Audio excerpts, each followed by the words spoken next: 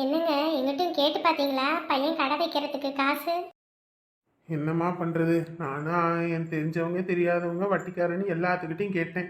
தொகை ரொம்ப பெருசாக இருக்குது, அதனால் கிடைக்கிறது கஷ்டம் அப்படின்றாங்க. அப்படி கிடைச்சாலும் 5 வட்டி 6 வட்டின்றானுங்க.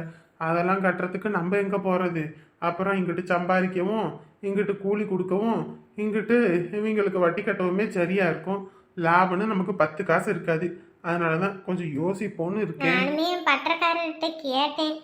முதலாளி என்னமோ ஏம்மா 1 ரூபா 2 ரூபானா கூட பரவாயில்ல, 1000 2000னா கூட இப்போ கொடுத்துட்டு தீபாவளி போனஸ் கொடுக்கும்போது கழிச்சுக்கலாம். நீ கேட்கறது பெரிய தொகைமா, அது கிடைக்கிறது கஷ்டன்றாங்க. என்கிட்ட நான் சொன்னேன், இந்த தொழிலை எப்படியாவது கற்றுக்கப்பா, நான் உனக்கு தொழில் வச்சு தரேன்னு.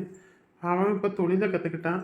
ஆனால் வச்சு தரத்துக்கு தான் கையில் காசு இல்லாமல் போய் மாட்டிக்கிட்டோம். போ, என்ன பண்ணுறதுன்னு எனக்கே ஒன்றும் தோணலை. வண்டி புத்தகத்தை வச்சு ஏதோ காசு ஏற்பாடு பண்ணி கொடுக்கலாம் அப்படின்னு பார்த்தா, அதை வச்சு தான் நம்ம கௌசிக்கு நகை போடுறதுக்கு கொடுத்தோம். இப்போ அதுவும் ஒன்றும் பண்ண முடியாது. அதான் என்ன பண்ணுறது ஏது பண்ணுறதுன்னு முழிச்சுக்கிட்டு கிடக்கிறேன். பேசாட்டுக்கு நம்ம மாப்பிள்ளை கிட்ட கேட்டு பார்ப்போமா? ஏய், என்ன பேசிக்கிட்டு இருக்க? மாப்பிள்ளைகிட்ட கேட்குறியாம்ல? மாப்பிள்ளைகிட்ட ஏற்கனவே அவங்களே 1008 பிரச்சனையில் இருக்காங்க. இதில் நம்ம வேற காசு கேட்டு அவங்கள பிரச்சனை பண்ணணுமா? ஏற்கனவே அவங்க அப்பா அம்மாவே அத்தனை தடவை காசு கேட்டு டார்ச்சர் பண்ணுறாங்க. இதில் அவங்க அப்போ விட்டுட்டாங்க, இப்போ உன் குடும்பம் ஆரம்பிச்சிருச்சுன்னு அப்புறம் பிள்ளையும் மாப்பிள்ளையும் சண்டை போட்டுக்குவாங்க. அதெல்லாம் கேட்கவும் கூடாது, அதெல்லாம் தப்பு. வேற ஏதாவது ஒன்று யோசிப்போம். என்னத்தை யோசிக்கிறது? யார்கிட்ட போய் கேட்கறது? அண்ணன்கிட்ட போய் கேட்கலான்னு பார்த்தா அண்ணனுக்கு அப்படி வருமானம் ஒன்றும் கிடையாது. பிள்ளைக்கு சீர் செய்யறதுக்கே நம்ம கிட்ட கடன் வாங்கிட்டு இருந்துச்சு. அதான் என்ன பண்ணுறதுனே ஒன்றும் புரியலை. ஒரு விஷயம் கிடைக்கணும்னு இருந்தால் கண்டிப்பாக கிடைக்கும். கிடைக்கக்கூடாதுன்னு இருந்துச்சுன்னா எப்படித்தான் தலைகீழாக நின்று தண்ணி குடித்தாலும் அது கிடைக்காது. ஏங்க, விட்டா இது மாதிரி ஒரு இடமே கிடைக்காதுங்க. அதுவும் பொதுவான இடத்துல 5 லட்சத்துக்கு எவன் தருவான்? அதுவும் அம்புட்டு பொருள். நானே போய் பார்த்து அசந்து போயிட்டேன். இதெல்லாம் இவ்வளோ ரேட்டு கொடுக்குறாங்கன்னா அது எவ்வளோ பெரிய விஷயம். அவ்வளோ பெரிய விஷயம் பெருசுலம்மா. அவ்வளோ பெரிய மெயினான இடத்துலையே அவங்களுக்கு கடை ஓடலைன்னா அப்புறம் எப்படி இவனுக்கு ஓடும்? அதுதான் எனக்கு யோசனை.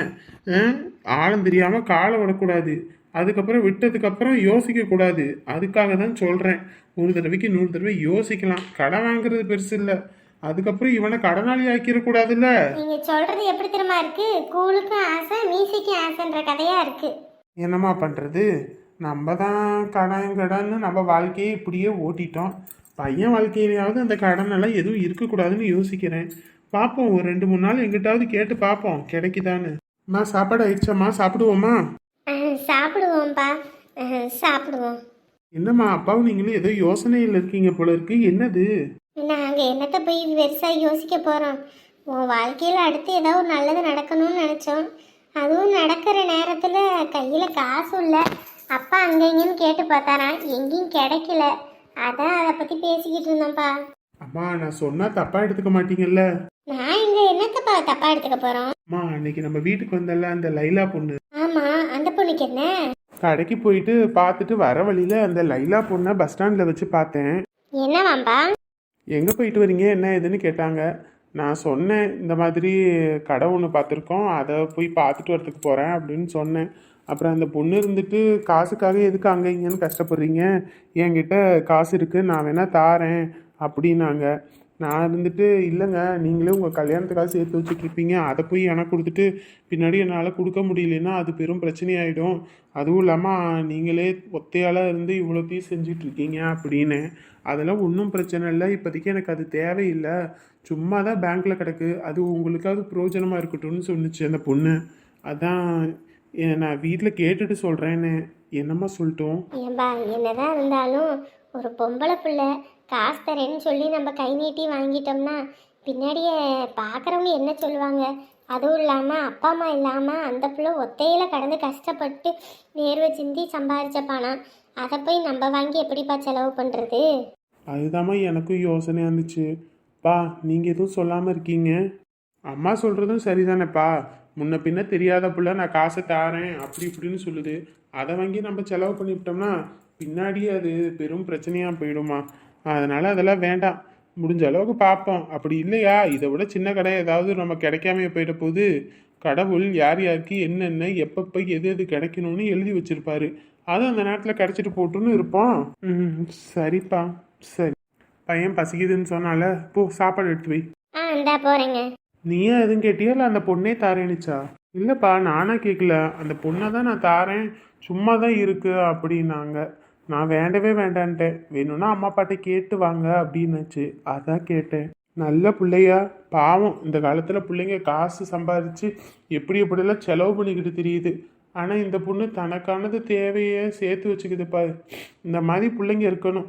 ம், என்ன பண்ணுறது, இப்படியாப்பட்ட பிள்ளைய வச்சு வாழ தெரியல அவங்க பெற்றவங்களுக்கு. அப்பப்பா, காலையில் நேரங்கிழமை எந்திரிச்சது, நேற்றும் ஒரு புட்டு தூக்கம் இல்லை. தலை என்ன வலிக்குது. அதுவும் மண்டபம் வேற, ஏசி வேற, காற்று வேற சிலு சிலு சிலு சிலு சிலுன்னு தலையெல்லாம் வலிக்குதப்பா. பாரமாக கிடக்கு. அதுவும் இல்லாமல் குளிச்சுப்புட்டு ஈரத்தலையோடு கட்டிவிட்டேன் இன்னைக்கு.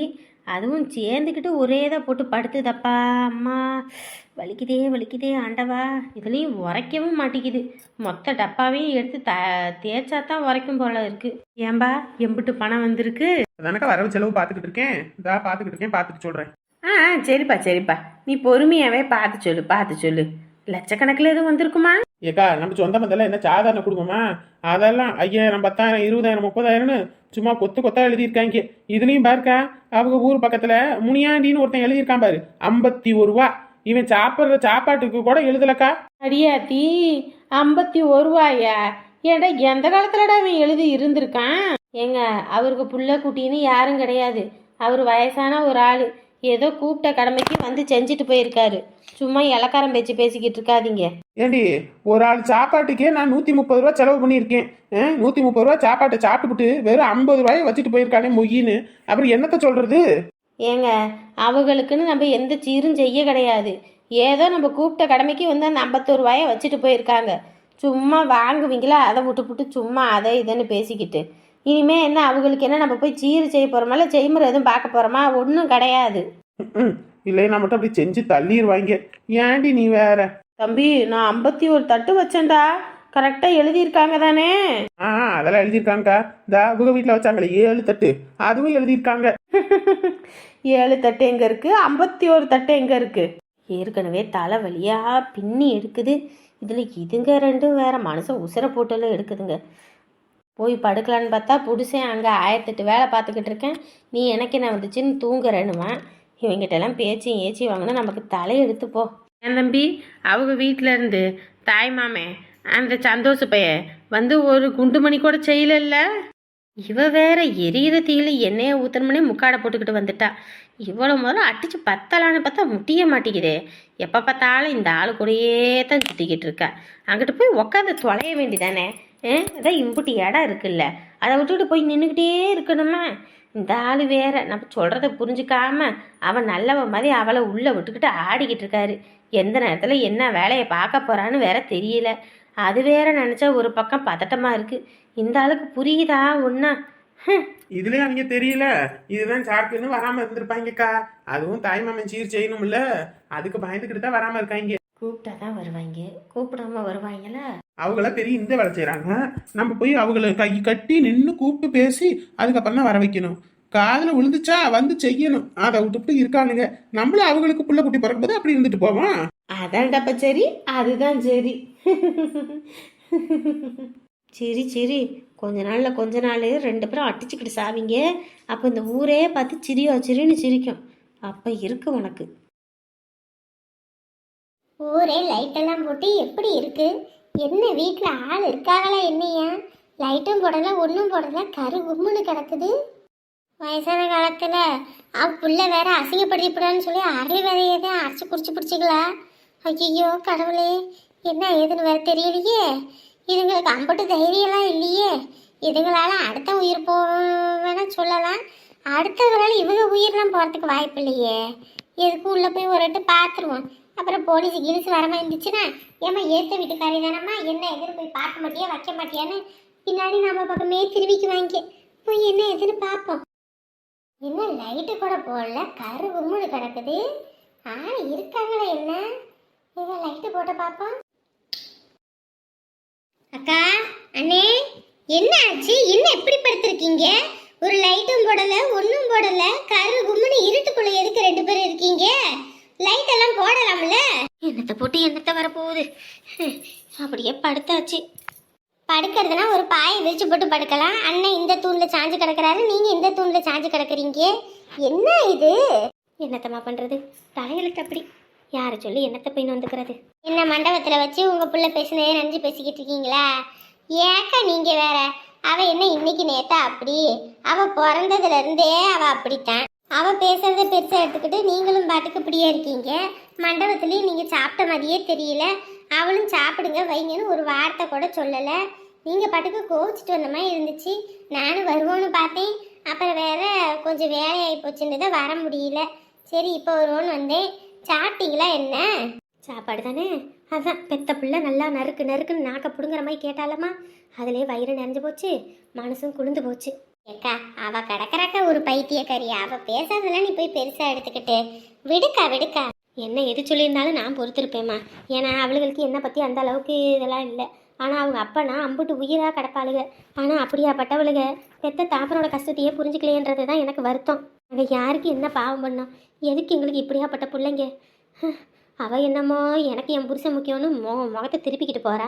இவ என்னமோ காசு காசுன்னு அலையிறா. 2 பேரும் 2 ரகம்மா. அதெல்லாம் சரிக்கா, அவங்க 2 பேரும் 2 ரகம்தான். உங்களுக்கு ஒரு நடுவுலன்னு ஒரு பையன் ஒன்று தானே, அது மறந்து போச்சோ? சொல்லுங்க பாப்பா. இந்நாள் வரைக்கும் உங்களை மதிக்கிறது வைக்கிறதுல, செய்முறை செய்யறது வைக்கிறதுல என்னைக்காவது சந்தோஷம் உங்களை என்னைக்காவது யார் முன்னாடியாவது தலை குனிய நான் விட்டுருப்பானா? அம்புட்டியும் இழுத்து போட்டு பார்த்த பையனை நீங்கள் வேணான்னு ஒதுக்குனீங்க. அவனுக்கு செஞ்ச பாவம் தான் இப்போ சுற்றிக்கிட்டு அடிக்குது. முதல்ல அந்த பிள்ளைங்கக்கிட்ட வாயை திறந்து மன்னிப்பை கேளுங்க. அதுக்கப்புறம் நடக்க வேண்டியதெல்லாம் ஆட்டோமேட்டிக்காக நடக்கும். அடப்போம்மா, பிள்ளைங்களை பற்றி என்னத்தை போய் என் மனசே விட்டு போச்சு.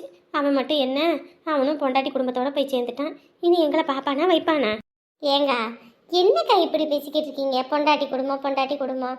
ஏன் அது மட்டும் என்ன உங்கள் புள்ள இல்லையா? இன்னொரு புள்ள தானே அதுவும். அவள் என்னைக்காவது உங்களை மூஞ்சில் அடிச்ச மாதிரி பேசியிருப்பாளா? இல்லை வேலை வெட்டி பார்க்க மாட்டேன்னு சொல்லியிருப்பாளா? இல்லை உங்கள் பிள்ளைங்க மாதிரி உங்களை கஷ்டப்படுத்திக்கிட்டு வாங்கி தின்னுக்கிட்டு கிடந்தாளா? ஒரு நாள் அப்படி இல்லை. அப்படியாப்பட்ட பிள்ளைய கொஞ்சமாவது யோசிச்சு பாருங்க. அதை விட்டுவிட்டு தேவையில்லாத பேச்சு பேசாம இன்னைக்கே இப்போ இந்த நிமிஷம் உங்கள் 3 பிள்ளைங்ககிட்டையும் உடம்பு சரியில்லைன்னு சொன்னீங்கன்னா அவ ஐயோ அப்பனை போய் ஆஸ்பத்திரியில் சேர்க்கணும், காசு செலவாயிடும், அதனால நானா வரலப்பா அப்படின்றவாங்க. அதுவே சந்தோஷுக்கு ஒரு வார்த்தை போனை போட்டு பாருங்க, ஒரு நிமிஷத்துல 2 பேரும் அடிச்சோம் பொழைச்சோன்னு சொல்லி ஓடி வராங்களா இல்லையான்னு. அதுக்கப்புறம் நீங்கள் மற்றதை பேசுவீங்க. அமுதா சொல்கிறதும் சரிதான். இவ்வளோ நாள் பிள்ளைங்கன்னு இவளுகளை பார்த்து நம்ம பெத்த பையனை பார்க்காம விட்டுவிட்டோம். நம்ம பையனுக்கு போன் போட்டு உடம்பு முடியலன்னு ஒரு வார்த்தை என்ன, அவங்ககிட்ட அலோன்னு நம்ம சொல்கிறதுலையே நம்ம குரலை வச்சே கண்டுபிடிச்சிடலாம் எதுவும் பிரச்சனையா என்ன ஏதுன்னு. பையனுக்கு போன போடுவோம். இந்த மனுஷனை நம்பி இனி ஒரு பிரோசனமும் கிடையாது.